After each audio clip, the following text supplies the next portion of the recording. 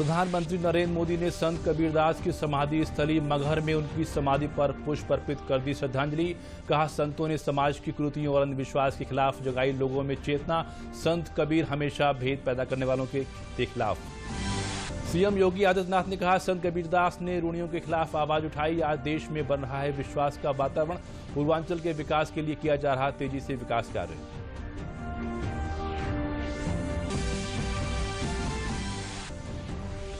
राष्ट्रपति रामनाथ कोविंद आज उत्तर प्रदेश के 2 दिवसीय दौरे पर। आज आईआईटी कानपुर के 51वें दीक्षांत समारोह में छात्रों से कहा, असफलता से न हो निराश, देश की नीयत बदलने के लिए बड़ा सोचें। और उच्च शिक्षा के क्षेत्र में सुधार के लिए विश्वविद्यालय अनुदान आयोग यूजीसी को भंग करने का प्रस्ताव। भारतीय उच्च शिक्षा आयोग के गठन से संबंधित विधेयक का मसौदा सुझाव के लिए जारी किया गया। नमस्कार, मैं हूं प्रणव अग्नोत्री और अब समाचार विस्तार से। प्रधानमंत्री नरेंद्र मोदी महान संत और समाज सुधारक संत कबीर के समाधि स्थल मगहर पहुंचे। उन्होंने समाधि पर पुष्प अर्पित किए और इसके बाद प्रधानमंत्री ने कबीर की मजार पर चादर चढ़ाई। यह पहला मौका है जब किसी प्रधानमंत्री ने मगहर का दौरा किया है। आमी नदी के तट पर मगहर में एक साथ स्थित उनकी समाधि और मजार सामाजिक समरसता का प्रतीक भी मानी जाती है। यहां उन्होंने अपने जीवन के अंतिम 3 साल बिताए थे। कबीर ने मगहर में एक गुफानुमा जगह पर समाधि की थी और यहीं पर 1581 में निर्माण भी प्राप्त किया था। कबीरदास के 15वीं सदी के महान संत थे। उनका जन्म वाराणसी के लहरतारा में 1398 ईस्वी में हुआ था। उन्होंने अपनी रचनाओं के जरिए उस वक्त समाज में मौजूद कुरीतियों को, अंधविश्वास और आडंबरों पर जमकर प्रहार किया। उनकी अनेक रचनाओं का संकलन कबीर ग्रंथावली, अनुराग सागर और सखी ग्रंथ में मौजूद है। इस मौके पर संत कबीर के 620वें प्राकट्य उत्सव की शुरुआत हुई। प्रधानमंत्री ने कबीर दास समाधि स्थल पर संत कबीर अकादमी का शिलान्यास भी किया। इस अकादमी की लागत 24 करोड़ से ज्यादा की होगी। कबीर की वाणी का संग्रह बीजक के नाम से प्रसिद्ध है। इसके 3 भाग हैं, रमैनी, सबद और साखी। ये पंजाबी, राजस्थानी, खड़ी बोली, अवधी, पूर्वी ब्रज भाषा में है। कबीर महोत्सव के दौरान कबीर वाणी को संस्कृति मंत्रालय की वेबसाइट पर देखा और सुना जा सकता है। इस मौके पर प्रधानमंत्री ने संत कबीर को महान समाज सुधारक बताया। साथ ही उन्होंने कहा कि कबीर अकादमी कबीर वाणी को प्रचारित और प्रसारित करने में सहायक होगी।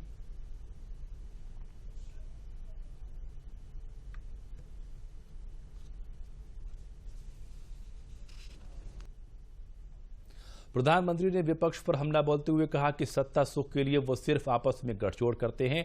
उन्हें गरीबों, वंचितों, शोषित लोगों की फिक्र नहीं है। यही वजह है कि आज बेमेल का गठबंधन बनाकर सत्ता हासिल करने की फिराक में लगे हुए हैं।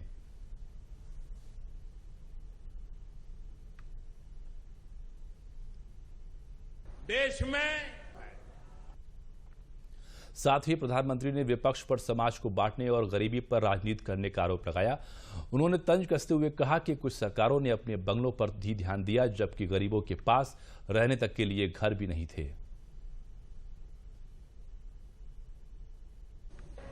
देख रहे हैं। प्रधानमंत्री नरेंद्र मोदी ने कहा कि 3 तलाक के मामले में भी इन राजनीतिक दलों को देखा है। आज मुस्लिम महिलाएं भी 3 तलाक के खिलाफ हैं, लेकिन राजनीतिक दलों के लोग मुस्लिम महिलाओं की भलाई की कोई चिंता नहीं है। कबीरदास ने कहा था कि शासक वही है जो जनता की पीड़ा को समझता हो और उसका निदान करता हो। पर अफसोस, कुछ परिवार आज कबीरदास की बात को पूरी तरह नकारने में लगे हैं। वो भूल गए हैं कि आज हमारे साथ कबीरदास हैं।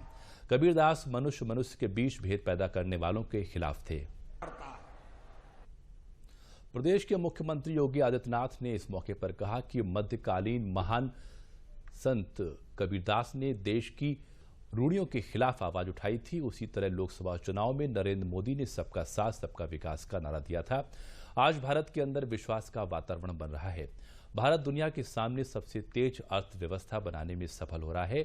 स्वच्छ भारत मिशन के तहत 72 लाख से ज्यादा शौचालय बनवाने का कार्य प्रधानमंत्री नरेंद्र मोदी ने किया। इनकी ही प्रेरणा से 72,50,000 गैस कनेक्शन सिर्फ उत्तर प्रदेश के गरीब परिवारों को मिला है। 26 वर्ष से बंद यहां के गोरखपुर खाद कारखाने को पुनः चलाने का काम शुरू हो गया है। गोरखपुर में एक नई चीनी मिल और बस्ती में बंद चीनी मिल खुलवाने का कार्य हुआ है। देश में रूढ़िवाद, क्षेत्रवाद, भाषावाद जब तक रहेगा तब तक विकास नहीं हो सकता। महान संत कबीरदास ने इसे मध्यकाल में ही शुरू कर दिया था। नई ऊंचाइयां प्राप्त की हैं। आज भारत दुनिया की सबसे तेज उभरती हुई अर्थव्यवस्था के रूप में दुनिया के सामने अपना एक स्थान बनाया है।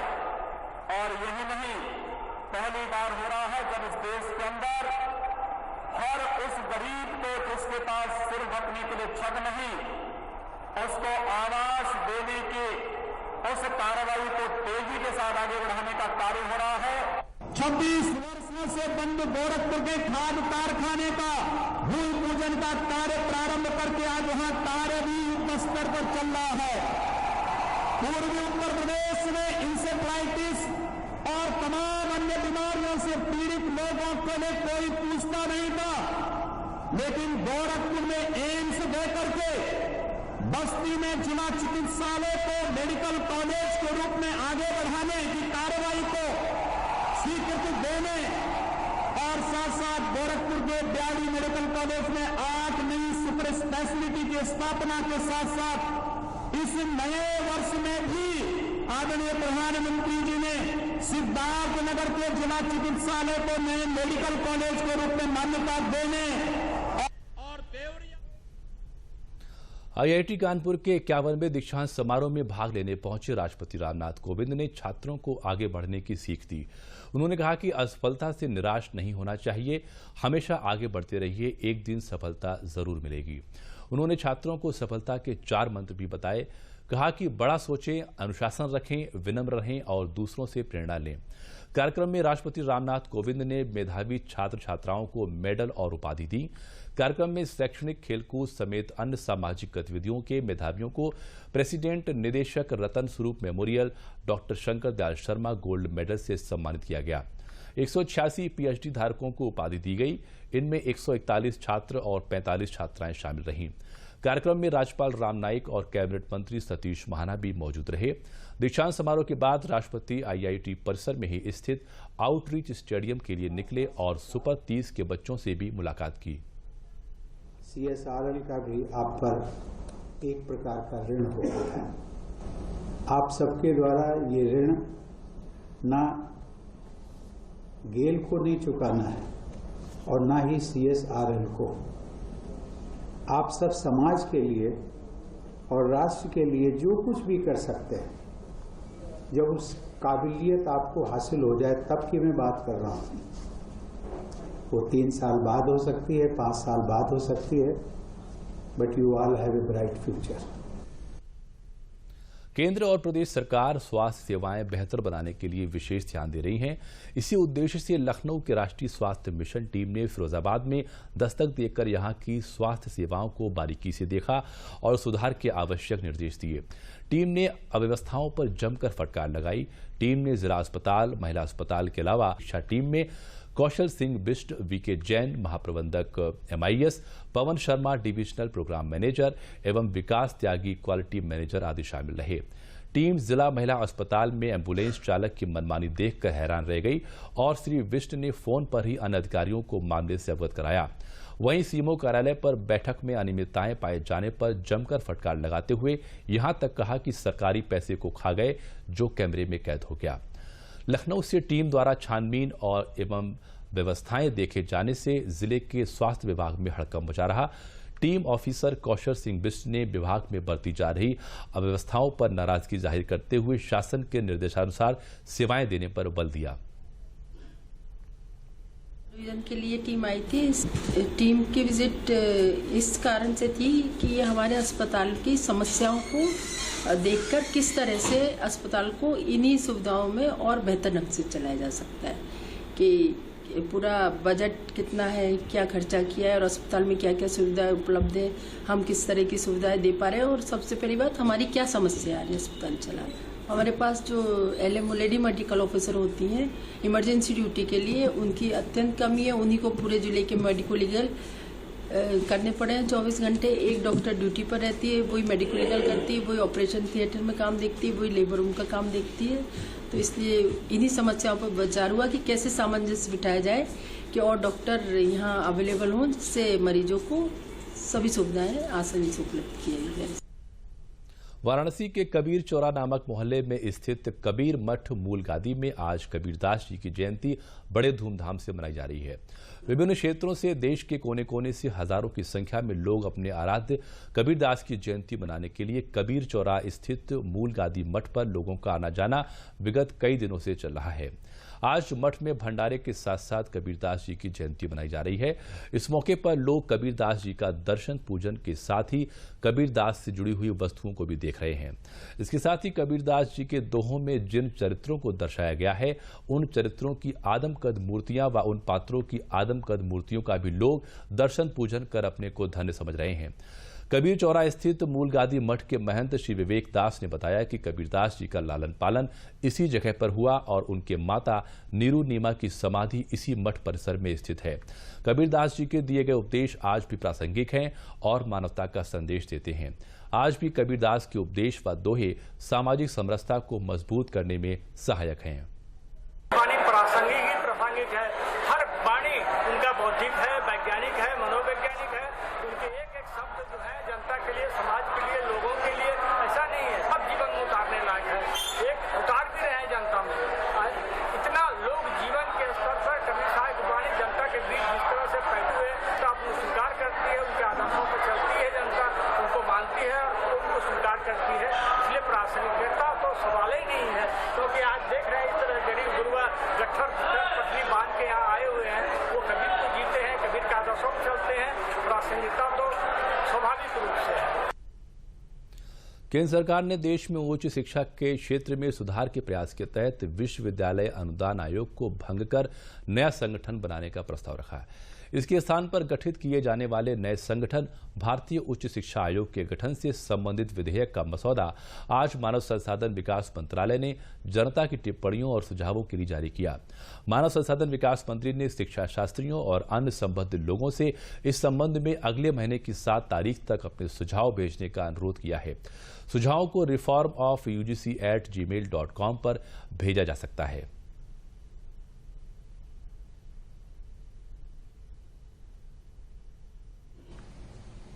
Their job is primarily to set academic standards, monitor standards, train teachers if it is required, and then mentor them, mentor the institutions if they are not doing well, and encourage them to go for accreditation. And if, despite all the efforts, if institution is poorly performing, also order for its closure. That power is vested with the HECA. So the idea is that the student should not be, the interest of the student should be protected. They have a right to get good quality education and HECA will support the students. वैसे तो petrol pump पर घटतौली की खबर आपने बहुत सुनी होगी। पिछले दिनों बड़े पैमाने पर चिप लगाकर पेट्रोल डीजल चोरी के मामले भी सामने आए थे, लेकिन अब हम आपको जो खबर दिखाने जा रहे हैं वो लखनऊ के एक पेट्रोल पंप की है, जहां न सिर्फ महिला सशक्तिकरण को बढ़ावा दिया जा रहा है, बल्कि युवाओं को ट्रेनिंग देकर रोजगार को भी बढ़ावा दिया जा रहा है।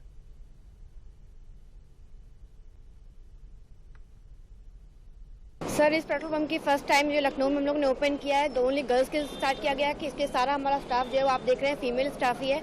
और यहाँ पे फीमेल्स को सारी ट्रेनिंग भी जो स्टार्टिंग से दी गई है वो यहीं पे दी गई है। हम लोग यहीं पे इन लोगों से वर्क कराया गया, स्टार्टिंग कैसे फिल करना है, कैसे ट्रेनिंग लेना है, कैसे क्या करना है, सब कुछ हम लोगों ने यहीं प्रॉपर स्टार्ट किया है और फीमेल स्टाफ हमारा बहुत अच्छा वर्किंग कर रहा है। ये मुहिम महिला सशक्तिकरण को लेकर प्रधानमंत्री नरेंद्र मोदी के उस सपने को साकार करने की है जो उन्होंने महिला सशक्तिकरण को लेकर देखा है। लखनऊ के गोमती नगर विस्तार में स्थित इस पेट्रोल पंप पर न सिर्फ महिलाएं गाड़ियों में पेट्रोल डालती हैं, बल्कि इस पेट्रोल पंप का लाइसेंस भी एक महिला के नाम पर है। गवर्नमेंट को लेकर के उसी को ध्यान में रखते हुए हम लोगों ने ये कॉन्सेप्ट सोचा। अभी तक लखनऊ में कोई भी ऐसा पेट्रोल पंप नहीं है जहाँ पे फिलिंग लेडीज़ स्टाफ करती हो और उनको सोर्स ऑफ इनकम भी मिल रहा है लेडीज़ को, लेडीज़ स्टाफ जो कि थोड़े बहुत पैसे में इधर उधर काम करती, कहीं स्पेंसर में, कहीं इधर उधर सेल्स गर्ल्स ऐसे थी। तो यहाँ पे अच्छा खासा उनको पेमेंट भी मिल रही है और साथ में इज्जत की जॉब भी कर रही हैं वो। और सब एवरीबडी मतलब सब लोग देख रहे हैं तो खुशी भी होती है देख के लोगों को कि हाँ इतनी इन लोगों को आगे लाया जा रहा है, फीमेल स्टाफ को और लेडीज़ को। सिर्फ इतना ही नहीं, ये पेट्रोल पंप जहां खुला है वो जमीन भी एक महिला की ही है। प्रदेश का शायद यह पहला पेट्रोल पंप है जहां जमीन से लेकर एजेंसी तक और कर्मचारी से लेकर पेट्रोल फिलर तक सभी महिलाएं हैं।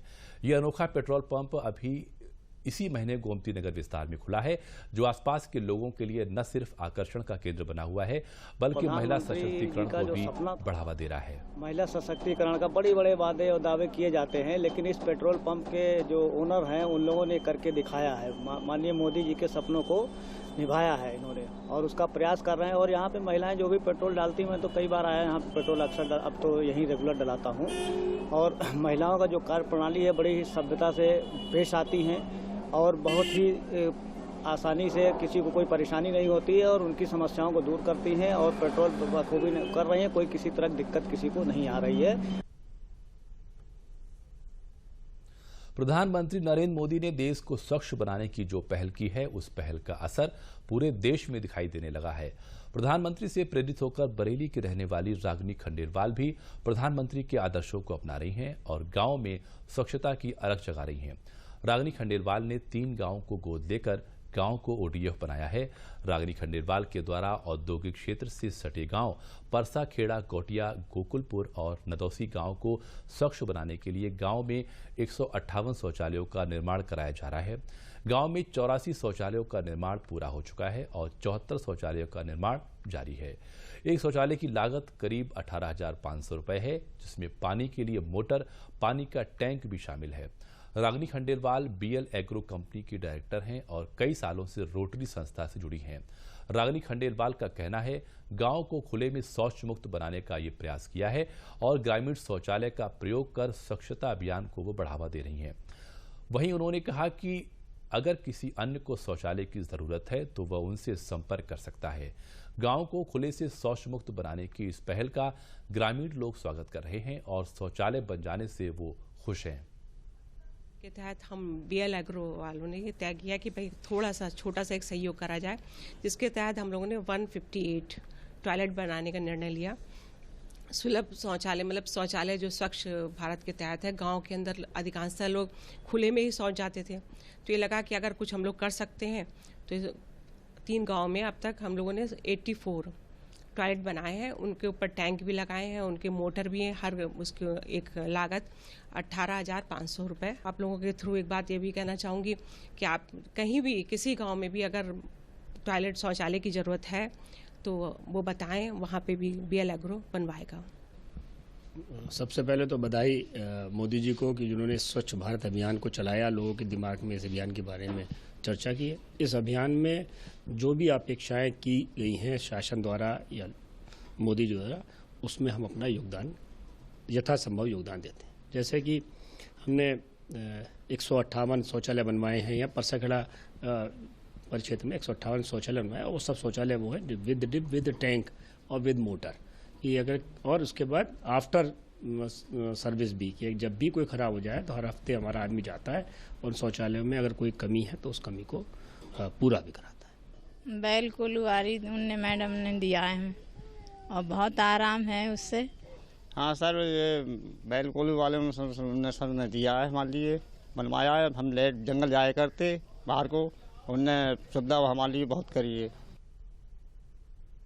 बच्चों के द्वारा अक्सर गलती या शरारत करने पर माँ बाप बच्चों को पुलिस से पकड़वाने का भय दिखाते हैं, जिससे बच्चों के कोमल दिल में पुलिस के प्रति डर बैठ जाता है। जिसके बाद अगर कहीं अपराध होता है तो अपराध को देखे जाने पर भी बच्चे पुलिस को कुछ भी नहीं बताते हैं। कारण है बच्चों के दिल में पुलिस के द्वारा पकड़े जाने का डर। लेकिन अब ऐसा नहीं होगा, क्योंकि पुलिस ने बच्चों के दिल से डर निकालने को लेकर स्कूली बच्चों से दोस्ती कर उनके मन से पुलिस के प्रति डर को निकालकर एक पुलिस की अच्छी छवि बनाने का काम शुरू कर दिया है। ये काम हो रहा है उत्तर प्रदेश पुलिस के द्वारा आयोजित किए जा रहे पुलिस समर कैंप में। ऐसा ही एक समर कैंप का आयोजन मुरादाबाद में भी किया जा रहा है, जिसमें स्कूली बच्चों को साइबर सुरक्षा, आपदा प्रबंधन, नशा मुक्ति, योगा जैसे विषयों पर जानकारी दी जा रही है। इतना ही नहीं, बच्चों को पुलिस थानों का भ्रमण कराकर पुलिस की कार्यप्रणाली से भी नजदीक से रूबरू कराया जा रहा है। समर कैंप में पुलिसिया कार्रवाई से रूबरू होकर बच्चे भी बेहद खुश हैं। पुलिस के साथ खूब हंसी ठिठोली कर अब पुलिस को अपना मित्र समझ रहे हैं। जो हमें सीखना चाहिए, जो हम आगे सीखना चाहते थे, जैसे कि हमें योगा सीखा, सेल्फ डिफेंस सीखा, फिजिकल फिटनेस सीखी, हमने फायर एक्सटिंग्विशर का यूज करना सीखा, जो हमें आता ही नहीं था, हम जानते भी नहीं थे कि इसका यूज कैसे करते हैं। हमने वो उन्होंने जलाया था, हमने बुझाया था। हमने डॉग स्क्वाड को देखा कि बहुत सारी बीट्स होती हैं, वो मतलब कोई भी चीज को, मतलब मुजरिम को पकड़ भी सकते हैं। हम सिविल लाइन थाने में गए थे, हमने वहां पे देखा कि मुजरिम थे, वहां पे हम पेट्रोलिंग पे गए और हम ये चाहते हैं कि हर साल हो और हम यहाँ पे आए और स्कूल से भी कुछ बच्चों को बुलाया जाए, जैसे कि वो भी मजे लें। यहाँ पे सीखा, बहुत सारी चीजें सीखी। हमने देखा कि डॉग कैसे सूंघ के कोई चीज निकाल लेता है, और हमने ये देखा कि पेट्रोलिंग कैसे होती है। हमने थाने में जाके, सिविल लाइन थाने में जाके देखा कि कैसे कैसे एफआईआर दर्ज होती है, कैसे सब केस होते हैं। हम जाके जेल भी देखा कि वहाँ पे मुजरिम पड़े हुए हैं, और एक चाइल्ड वाला निकला है कि अगर कोई बच्चा अनाथ हो जाता है तो वहाँ पे भेज देते हैं, उसकी इन्वेस्टिगेशन होती है, उसके माता पिता मिलते हैं तो उन्हें वो सौंप दिया जाता है, वरना फिर वो आश्रम में चला जाता है। हमने वो भी देखा, हमने बहुत सारी चीजें देखी। वहीं बच्चों को कैंप करा रही यूनिसेफ की रजनी गौड़ का कहना है कि पुलिस समर कैंप का उद्देश्य बच्चों के कोमल मन से पुलिस का डर दूर करना और पुलिस के करीब लाना है, ताकि कभी भी बच्चे कुछ गलत होता देखें तो उसको छुपाएं नहीं, बल्कि बिना डर के पुलिस को बताएं। चल रहा है जो पुलिस डिपार्टमेंट की तरफ से, ये डीजीपी का ड्रीम प्रोजेक्ट है जो यहाँ पे एग्जीक्यूट हो रहा है। ये 3 दिन का समर कैंप है, जिसमें कोशिश पूरी ये की जा रही है कि बच्चों को पुलिस के करीब लाया जाए और पुलिस को बच्चों के करीब लाया जाए, क्योंकि बहुत सारे सिस्टम ऐसे बन रहे हैं जो चाइल्ड फ्रेंडली हैं, बहुत सारे कानून ऐसे आ रहे हैं जो चाइल्ड फ्रेंडली हैं। तो उसका बेहतर परिणाम तभी मिल पाएगा जब पुलिस और बच्चे एक साथ एक एटमॉस्फेयर में काम करें। पुलिस, बच्चों के मन में जो डर है पुलिस के प्रति, वो जब तक दूर नहीं होगा तब तक पुलिस उनके करीब नहीं जा पाएगी और बच्चे उनके करीब नहीं आ पाएंगे। तो पुलिस के जितने भी सिस्टम हैं वो बच्चों को विजिट कराया जा रहा है, उनके बारे में समझाया जा रहा है। इनको भी पता चलना चाहिए कि पुलिस किस तरह काम करती है, किस तरह के इक्विपमेंट यूज करती है, किस तरह का सिस्टम है और इनके लिए क्या, उन सिस्टम में इनके लिए क्या विशेष है। और आइए बात करते हैं मौसम की। कल प्रदेश की राजधानी लखनऊ समेत कई जनपदों में हुई बारिश ने मौसम को खुशगवार बना दिया। पश्चिमी उत्तर प्रदेश के कई जनपदों में झमाझम बारिश हुई। पूर्वी उत्तर प्रदेश में बारिश होने से किसानों के चेहरे खिल गए। कल प्रदेश की राजधानी लखनऊ में अधिकतम तापमान 36.9, कानपुर 37.6, इलाहाबाद 35.8, गोरखपुर 34.5, वाराणसी 32.9, आगरा 39.4, बरेली 35 और झांसी का तापमान 37.6 डिग्री सेल्सियस रहा।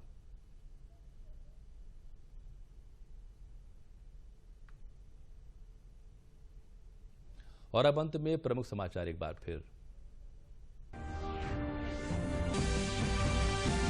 पीएम मोदी ने संत कबीरदास की समाधि स्थली मगहर में उनकी समाधि पर पुष्प अर्पित कर दी श्रद्धांजलि। कहा, संतों ने समाज की कुरीतियों और अंधविश्वास के खिलाफ जगाई लोगों में चेतना। किया जा रहा है तेजी से विकास कार्य।